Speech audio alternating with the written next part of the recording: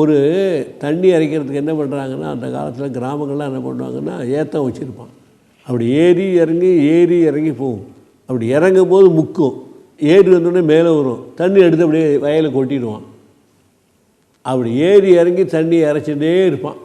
அது எப்படி ஏறி இறங்கி தண்ணி இறைச்சிட்டே இருக்கணுமோ, அதுபோல் சம்சாரங்கிற வாழ்க்கையில் ஏறி இறங்கி எழுதுண்டு சந்தோஷப்பட்டு துக்கப்பட்டு அப்படி இப்படியே உட்காந்துட்டே இருப்போம் நம்ம.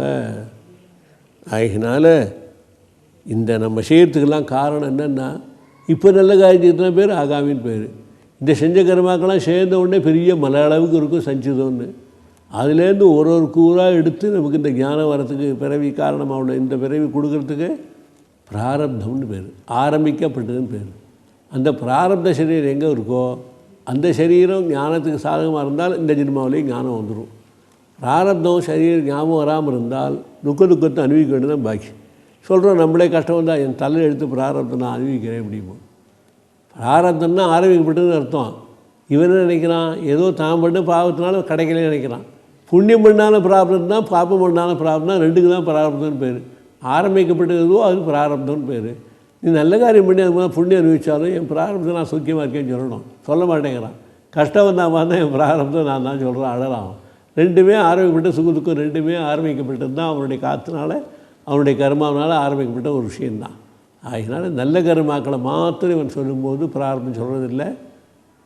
கஷ்டத்தை கொடுக்கக்கூடிய கர்மா பண்ணால் இவன் பிராரப்தம் சொல்கிறான். அது சரியில்லை. ரெண்டு கர்மாக்களும் புண்ணியமாக இருக்கட்டும் பாவமாக இருக்கட்டும் எதுவாக இருந்தாலும் ஒரே தான்.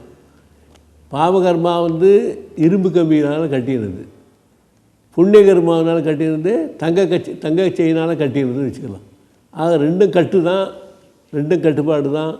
ஒன்று இரும்பு சங்கிலி கட்டியிருக்கான், ஒன்று தங்க சங்கிலி கட்டியிருக்கான். தங்க சங்கிலி கட்டினா பெருசாக போது தானே, கட்டியிருந்தானே பந்தம் தானே.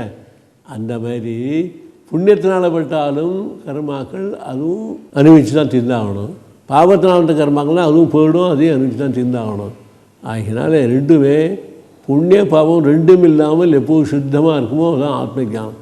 அது இருக்கிற வரைக்கும் புண்ணியம் பாவம் இருக்கிற வரைக்கும் என்ன ஆகும், அடுத்தவங்க உபகாரம் பண்ணணும், பக்தி பண்ணணும், சாதனை பண்ணணும், என்ன வந்துகிட்டே இருக்கும்.